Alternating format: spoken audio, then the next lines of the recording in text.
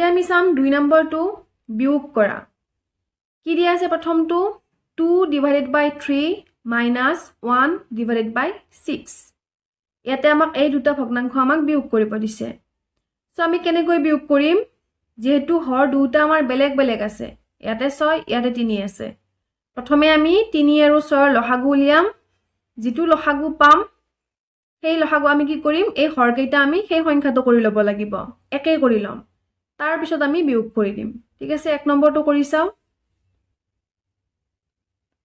So প্ৰথমে আমি কি কৰিম যেহেতু দুটা হৰ বেলেগ বেলেগ আছে হৰ দুটা একে কৰিবৰ কাৰণে আমি লসাগু উলিয়াম 6 আৰু 3 ৰ 6 আৰু 3 ৰ লসাগু কিমান হয় 6 হ'ব সো এটো হল 3 এটো হল 6 কিমানে চাব 2 ৰে চাও 2 টো 3 ক না যায় কিমান যাব 6 যাব কিমান বাৰ 3 বাৰ এতিয়া আকৌ তুমি 3 ৰে চালো একবাৰ ইয়াতেও একবাৰ কিমান পালো 3 পূৰণ 2 পূৰণ 1 পূৰণ 1 তাৰ মানে 3 দুগুণ 6 তাৰ মানে আমি কি গম পালো যে 3 আৰু 6 ৰ লসাগু কিমান 6 গতিকে আমি কি কৰিম এই দুটা ভগ্নাংশৰে হৰ দুটাক আমি 6 কৰি লম প্ৰথমটো ভগ্নাংশ চোৱা 3 ভাগৰ 2 যেহেতু হৰ 3 আছে গতিকে 3 ক আমি 6 কৰি লম কি কৰিম 2 পূৰণ কৰিম 3 দুগুণ 6 2 দুগুণ 4 আকৌ 6 ভাগৰ 1 টো লোৱা ইয়াতে 6 ভাগৰ 1 6 আছে নহয় ইয়াতে আমি নকৰিলেও হৈ যায় এটো কিন্তু কৰি দিলেও আমি কৰিব পাৰো একো প্ৰবলেম নাই 6 ৰ লগত 1 পূৰণ কৰিলো 6 1 ৰ লগতো 1 পূৰণ কৰিলো 1 এতিয়া আমি এই দুটা ভগ্নাংশ আমি বিয়োগ কৰিব পাৰিম কাৰণ দুটাৰে হৰ আমাৰ একে আছে 6 ভাগৰ 4 বিয়োগ 6 ভাগৰ 1 দুটা যেহেতু হৰ আমাৰ একে আছে গতিকে আমি 6 লিখিলো হৰটো লব দুটা আমি বিয়োগ কৰি দিম 4 ৰ পৰা 1 আমি বিয়োগ কৰিম কিমান পাম 4 - 1 কৰিলে আমি পাম 3 আমি কিমান পালো ভগ্নাংশটো 6 ভাগৰ 3 এতিয়া 6 এটা 6 আছে আৰু ইয়াতে 3 আছে 3 ৰে 6 ক আমাৰ কটাকটি যাব 3 ৰে 6 ক কাটি দিলো কিমান বাৰ দুবাৰ যাব 3 দুগুণ 6 ইয়াতে 2 ইয়াতে একো নাই মানে কি এটা 1 থাকিল আমাৰ গতিকে আমি উত্তৰটো কি পালো 2 ভাগৰ 1 এটো হ'ব আমাৰ বিয়োগফল সো মই বি নম্বৰটো কৰি দিয়া নাই এ নম্বৰটো যেনেকৈ কৰিলো ঠিক তেনেকৈ বি নম্বৰটো ঠিক আছে প্ৰথমে 8 আৰু 2 ৰ লসাগু উলিয়াই লবা তাৰ পিছত বিয়োগ কৰি দিবা সি নম্বৰটো চাও কি দিয়া আছে 8 5 divided by 9 minus 4 ইয়াতে আমাৰ এটা মিশ্ৰ ভগ্নাংশত আছে গতিকে এটো আমি অলপ বেলেগ ধৰণে কৰিম মানে আমি মিশ্ৰ ভগ্নাংশৰ পৰা আমি প্ৰকৃত ভগ্নাংশ কৰি লম আৰু যেহেতু ইয়াতে আমাৰ ভগ্নাংশত দিয়া নাই এই 4টোক আমি ভগ্নাংশ কৰি লম কৰি চাও বাৰু এটো তোমাৰ কি আছে 8 5 divided by 9 এটা আমাৰ হৰটো কি আছে 9 গতিকে ইয়াতে আমি 9 এ লিখিলো তাৰ পিছত আমি কি কৰিম এই 9 ৰ লগত 8 টো পূৰণ কৰিম পূৰণফলৰ লগত আকৌ এই 5 টো যোগ কৰিম চোৱা 9 8 গুণ 72 72 ৰ লগত 5 টো যোগ কৰিলো কিমান হ'ব 77 77 ইয়াতে আছিল 4 4 আছিলে এটো ভগ্নাংশ কৰিব লাগিলে আমি কি লিখিম তলত আমি 1 লিখি দিম ঠিক আছে 1 ভাগৰ 4 হৈ গল এতিয়া আমি 9 আৰু 1 ৰ লসাগু উলিয়াম 9 আৰু 1 ৰ লসাগু কি 9 এ হ'ব গতিকে আমি কি কৰিম দুটা ভগ্নাংশৰে হৰ দুটা আমি 9 কৰি লম এইটো ভগ্নাংশটো আমাৰ 9 হৈয়ে আছে এই ভগ্নাংশটো আমি কি কৰি লম 9 কৰি লম চোৱা প্ৰথমটো ভগ্নাংশ 9 ভাগৰ 77 9 ৰ লগত 1 পূৰণ কৰিছো 9 গুণ 9 77 1 গুণ 77 দ্বিতীয় ভগ্নাংশটো চোৱা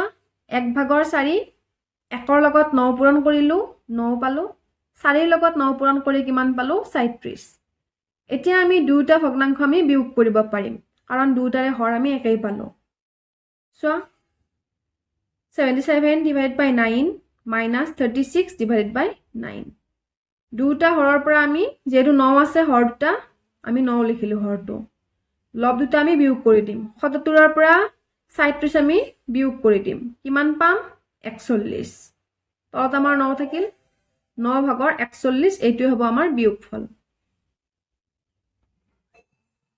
ডি নম্বৰটো চোৱা 9 5 divided by 7 minus 3 1 divided by 5 ইয়াতেও মিশ্ৰ ভগ্নাংশ আছে, আমি প্ৰকৃত ভগ্নাংশ কৰি ল'ম প্ৰথমে। প্ৰথমটো চোৱা, হৰটো কি আছে আমাৰ 7, ইয়াতেও আমি হৰটো লিখিলোঁ 7। তাৰপিছত আমি কি কৰিম, 7ৰ লগত 9টো আমি পূৰণ কৰি দিম। 9 7 গুণ 63 হ'ল। এই 63 লগত আকৌ 5টো আমি যোগ কৰি দিম, কিমান হ'ব 68 হ'ল। বিয়োগ, ইয়াতেও হৰটো আছে 5, গতিকে আমি হৰটো 5 লিখিলোঁ। 5ৰ লগত 3 পূৰণ কৰিলে 15, 1 যোগ কৰিলে 16। এতিয়া আমি কি কৰিম, এই 7 আৰু 5ৰ আমি লসাগু উলিয়াম। তো 7 আৰু 5ৰ লসাগু কি হ'ব আমাৰ, এই দুটাৰ পূৰণফলটোৱে আমাৰ লসাগু হ'ব। 7 5 গুণ 35, যিহেতু 7 আৰু 5ক বেলেগ সংখ্যাৰে আমাৰ হৰণ নাযায়।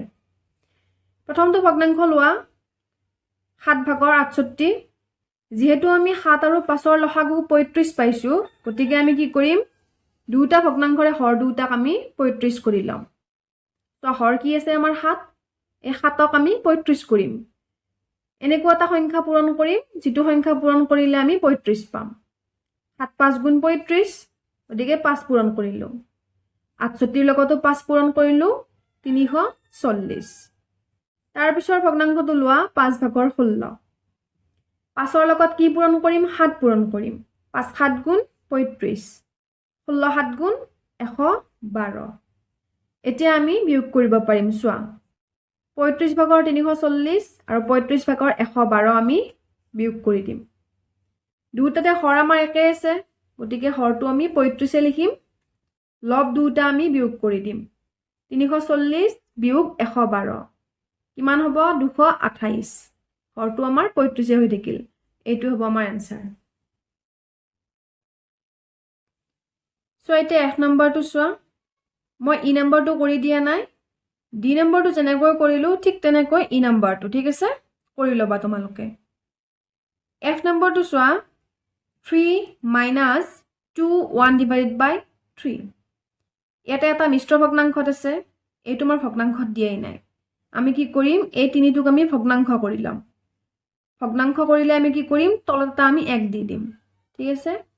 আকৌ এই মিশ্ৰ ভগ্নাংশটোক আমি প্ৰকৃত ভগ্নাংশ কৰি ল'ম। তাৰ পিছত আমি হৰ দুটাৰ লসাগু উলিয়াম, লসাগু উলিয়াই আমি বিয়োগ কৰি দিম, ঠিক আছে। আমি এফ নম্বৰটো কৰি চাওঁ।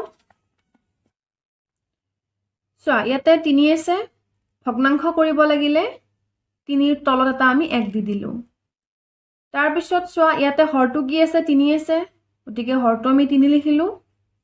তাৰপিছত 3ৰ লগত 2টো আমি পূৰণ কৰি দিম। 3 2 6, 6ৰ লগত আকৌ এই 1টো যোগ কৰি দিয়া, কিমান 7।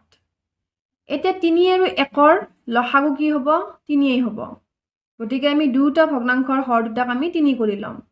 ইয়াতে আমাৰ 3 হৈয়ে আছে, এই 1টোক আমি 3 কৰি ল'ম।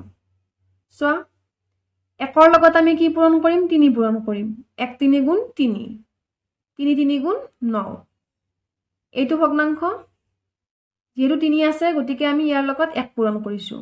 3 গুণ 3, 7 গুণ 7। এতিয়া আমি দুটা ভগ্নাংশ আমি কি কৰিম, বিয়োগ কৰিম। 3 ভাগৰ 9 বিয়োগ 3 ভাগৰ 7। যেহেতু হৰটো আমাৰ 3 আছে, গতিকে আমি কি লিখিলোঁ, 3 লিখিলোঁ। 9 বিয়োগ 7, 9ৰ পৰা 7 বিয়োগ কৰিলে কিমান, 2, তলত কিমান 3। এই 3 ভাগৰ 2টোৱে হ'ব আমাৰ এনসাৰ। এতিয়া জি নম্বৰটো চোৱা, 9 - 16 ডিভাইডেড বাই 5।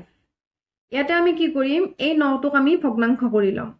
তাৰপিছত আমি 5 আৰু যিটো হৰ পাওঁ, মানে আমি ভগ্নাংশ কৰিব লাগিলে ইয়াৰ তলততো আমি 1 লিখিম।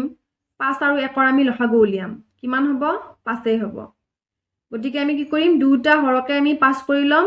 তাৰপিছত আমি ভগ্নাংশটো বিয়োগ কৰি দিম। চোৱা, ইয়াতে 9 আছে, ভগ্নাংশ কৰিব লাগিলে তলত এটা আমি 1 দি দিলোঁ। এইখিনিতো আমাৰ একেই থাকিল। এতিয়া কি কৰিম, 5 আৰু 1ৰ লসাগু কিমান হ'ব, 5 হ'ব। গতিকে চোৱা, এই ভগ্নাংশটো ল'লোঁ। ইয়াতে আমাৰ হৰ কি আছে, 1 আছে, যেহেতু লসাগু আমি 5 পাওঁ, গতিকে আমি হৰটোক 5 কৰি ল'ব লাগিব। 1 5 গুণ 5, 9 5 গুণ 45। চ' ইয়াৰে হৰটো আমি 5 কৰি ল'লোঁ। ইয়াতে আমাৰ অলৰেডি 5 হৈয়ে আছে, গতিকে আমি 1 এটা পূৰণ কৰি দিছোঁ, ঠিক আছে। এইখিনি নকৰিলেও হৈ যায়।